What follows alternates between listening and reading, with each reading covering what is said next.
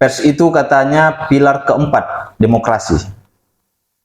Apakah di Labuhan Batu Selatan, khususnya di daerah lain, pers itu mempunyai peran penting? Karena seringkali kita mendengar bahwa ketika kita mendengar kata pers, kita langsung menggambarkan, mengilustrasikan bahwa pers itu ya jangkauannya nasional, media yang besar gitu.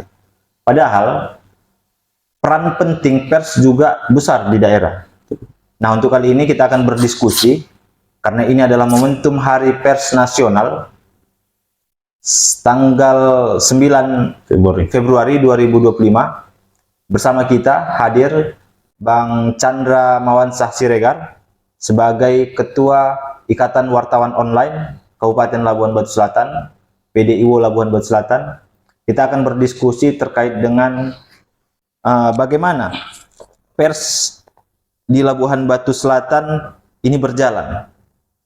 Peran pers di Labuhan Batu Selatan itu apa? Tantangan pers di Labuhan Batu Selatan itu apa? Dan tentu saja bagaimana masa depan jurnalisme di Labuhan Batu Selatan? Baik, untuk memperkenalkan diri, nama saya Chandra Mawansah Siregar, lahir 50 tahun yang silam.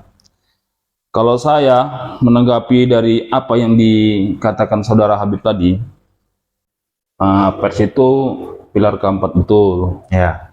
Kalau untuk di Labuhan Batu Selatan, daerah kita tercinta, yang sudah pemerintahan ke 3 periode ya, mulai dari Haji Wildan 2 periode, Asyong, dan sekarang insya Allah yang akan dilantik Yang terpilih ya. Yang terpilih Sadian Purba Ya. dengan Ferry Saputra.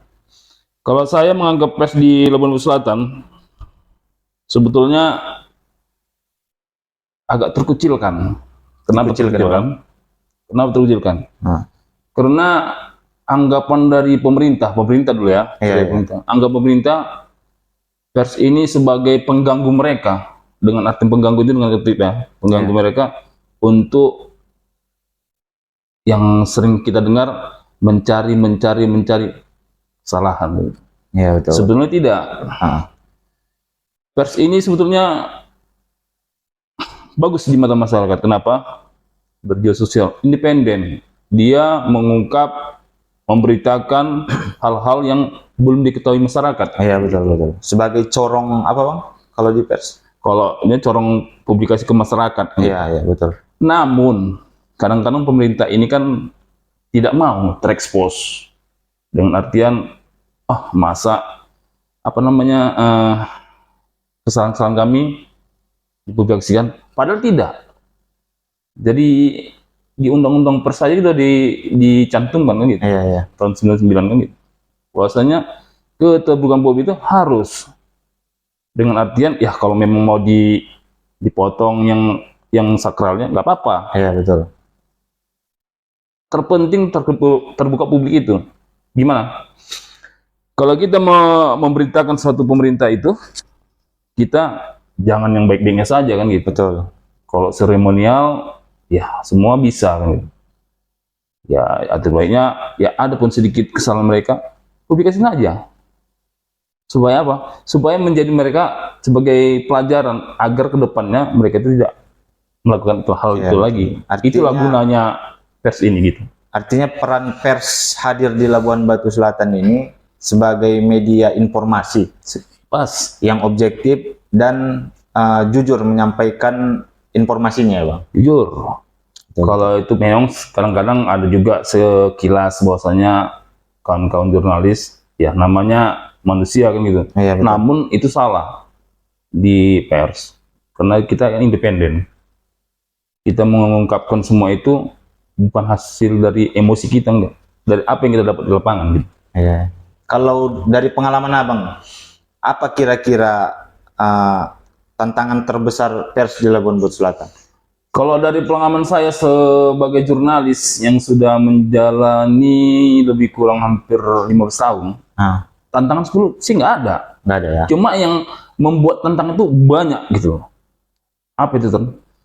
Seorang eh, instansi pemerintahan ataupun instansi APA, Iya. mereka itu kadang-kadang tidak mau dikonfirmasi tentang hal yang mungkin ada yang mau kita cari kan gitu. Iya, iya. Dia nggak mau. Di situ beratnya. Karena kita di jurnalis ini harus mendapatkan itu. Seorang jurnalis juga kan harus melakukan investigasi kan, Bang? Pas. Kalau tidak kita investigasi, kayak mana kita mau memberitakan? Ya, betul. Jadi betul. 5W1H-nya itu nggak dapat kan gitu. Jadi publik membacanya apa ini? Iya. Ini berita apa kan? Kalau dari yang Abang sampaikan itu kan, kira-kira menurut Abang dalam momentum Hari Pers ini, kalau kita jujur, insan pers di Labusel ini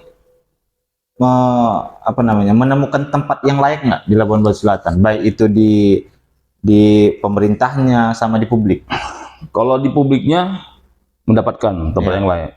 Tapi kalau di pemerintahannya, kalau hitungan dari 1 sampai 100, kita diadakan di 40-nya. 40-nya ya? 40%. Nggak sampai 50. Kenapa? Pemerintahan itu sepertinya nggak sejalan dengan jurnalis. Adapun sejalan itu hanya sebagian kecil yang mungkin oknum pemerintahan itu berkawan dengan si jurnalis itu. Gitu. Padahal itu tidak boleh. Siapapun yang nama jurnalis, kalau dia minta informasi harus. Dengan artian jangan pola informasi yang nggak enak. Iya, betul. Diapain kan gitu. Betul. Jangan sifatnya yang pribadi pula. Pas. Jangan emosi kita kan gitu. Publik. Oke. Kadang-kadang orang tuh nggak mau ngasih. Nggak bisa bang, tunggu atasan lah, tunggu inilah, tunggu itu. Padahal orang tuh bisa mengutarakan itu. Iya, betul. Tapi karena tunggu atasan, mana mungkin kan pemberitaan ini harus cepat, akurat. Apalagi kita di online kan. Begitu kita tahu informasi, kita buat narasinya, kita kirimkan langsung naik. Iya. Jadi kalau kita tidak dapat ada kata-kata dari narasumber, gimana kita membuatnya? Kan pincang. Dari yang Abang sampaikan itu berarti kan gini bang, kita mungkin tahu lah di banyak tempat itu kan, di banyak tempat, mungkin di Labusel juga ada, di daerah lain juga ada. Seringkali informasi yang dipublish oleh insan pers ke medianya itu kayak kayak tidak kalau ada informasi di Pemkap misalnya di pemerintahan kabupaten, ya seringkali kayak terkesan informasi itu ketinggalan gitu, pesanan, baru ada ketertinggalan juga di dalam penyampaian informasi. Nah di sini bang, aku mau nanya, gimana cara insan pers ini menjaga independensinya? Kalau menjaga independennya, kita harus tetap, tidak ada kata lain, fair itu jurnalis itu harus independen. Harus independen.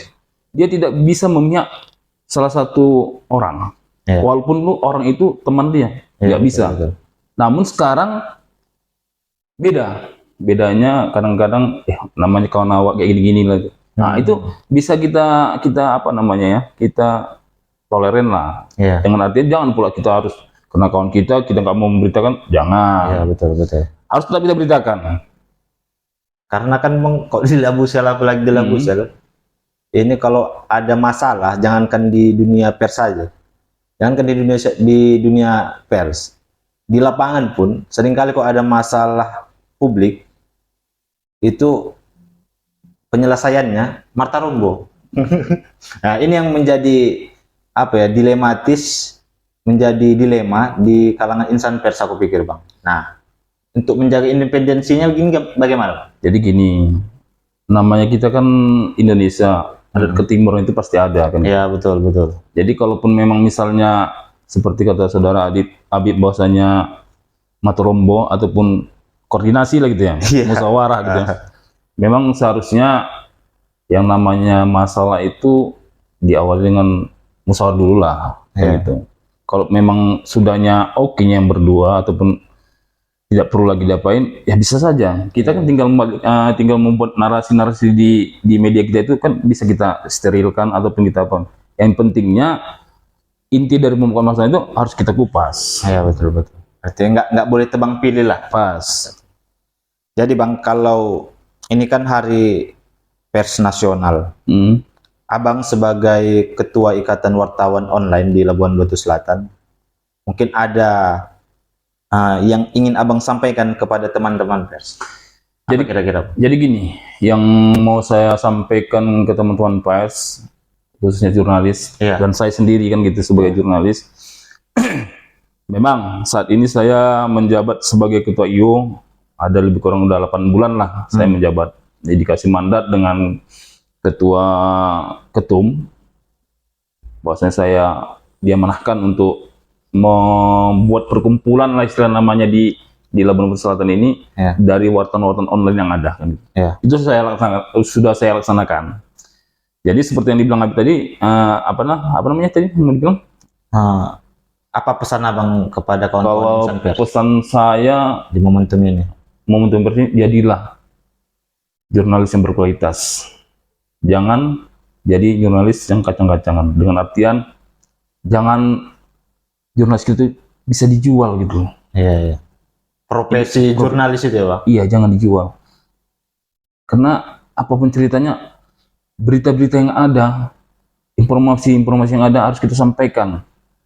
Jadi kadang jangan seperti bilang, jurnalis ini, jurnalis ini. Jangan. Kita sampaikan aja dulu yang ada di masyarakat itu. Nilainya biar masyarakat yang nilai kita. Seorang jurnalis apakah kita itu kan gitu. Mungkin itu aja. Iya, Bang. Jadi kawan-kawan, kali ini kita sangat senang bisa berdiskusi mengenai pers dengan Bang Chandra. Terima kasih banyak, Bang. Ya. Sejatinya kalau aku kan, Bang, berpandangan bahwa pers yang kuat itu bukan cuman soal keberanian kita untuk menulis gitu kan. Ini aku simpulkan lah apa yang Abang sampaikan kan. Tapi juga keberanian kita untuk menjaga integritas, kejujuran, ya kan. Tapi juga keberanian ini semoga di momentum Hari Pers Nasional ini di tanggal 9 Februari 2025 ini kita sama-sama membuat hari ini sebagai titik balik buat pers daerah supaya kita tetap menjaga integritas dan tetap kuat dalam menjaga independensi kita sebagai insan pers. Sepakat ya, Bang? Sepakat.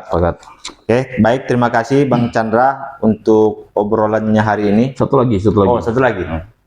Apa kira-kira? Kira-kira gini, kita terkesan dengan pemerintahan yang ada sekarang.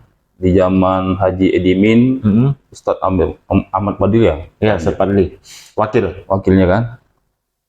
Maunya insan pers itu, terutama jurnalis, dibuatlah seperti teman di pemerintahan. Iya. Dan mudah-mudahan nanti, begitu juga nanti di depan di Bupati terpilih. Iya. Ferry Sadian Simatupang dengan Sadian Purbasiburu. Iya, betul.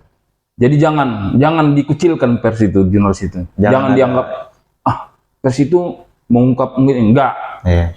Dibuatlah seperti ini kan ulang tahun pers kan gitu kan. Ya dibuatlah ada sedikit acara gitu. Betul. Karena di zaman 3 periode ini hanya sekali kita buat dulu. Setelah itu nggak ada lagi. Jadi kedekatan kita dengan pemerintah kurang sebagai nampaknya. mitra ya, Bang, sebagai mitra kan. Kurang nampaknya. Hendaknya ke depan ini nanti setelah dilantik Bupati terpilih ada kan perkumpulan ataupun wadah untuk di pemerintah dengan orang-orang jurnalis. Ya, betul. Orang jurnalis itu bagus. Kerjanya pun sukarela. Jangan dianggap sebelah mata bahwasanya jurnalis itu gini. Enggak semuanya. Mungkin ada dengan tanda kutip ada kayak gitu. Cuma kan lebih banyak yang tidak begitu kan gitu. Mungkin itu aja. Ya, Bang. Terima kasih karena pers itu sendiri adalah bagian dari pilar demokrasi ya, Bang. Pas, blok Jadi 4. kalau pers ini tertinggal di daerah, apalagi ditinggalkan oleh pemerintah, maka kualitas demokrasi di Labuan Batu Selatan mungkin pincang ya, Bang. Baik. Terima kasih banyak, Bang. Ya. Untuk obrolannya, diskusinya yang berisi hari ini. Terima kasih untuk semua yang udah nonton. Sampai jumpa di episode berikutnya. Mungkin ini adalah Perdana ya. perdana Bang, Perdana ya. goresan hitam. Nah, kebetulan goresan hitam ini adalah akun ataupun media ataupun wadah informasi yang dibina langsung oleh Bang Chandra sebagai Ketua IWO Labuan Batu Selatan. Artinya secara kelembagaan IWO Labuan Batu Selatan memberikan kepercayaan terhadap goresan hitam untuk dapat menyampaikan informasi kepada masyarakat terkait dengan bagaimana kondisi ekonomi, politik, sosial, budaya, dan demokrasi. Terima kasih Bang. Siap. Terima kasih banyak. Sampai jumpa di episode berikutnya. Billahi taufiq walhidayah. Wassalamualaikum warahmatullahi wabarakatuh. Waalaikumsalam warahmatullahi wabarakatuh.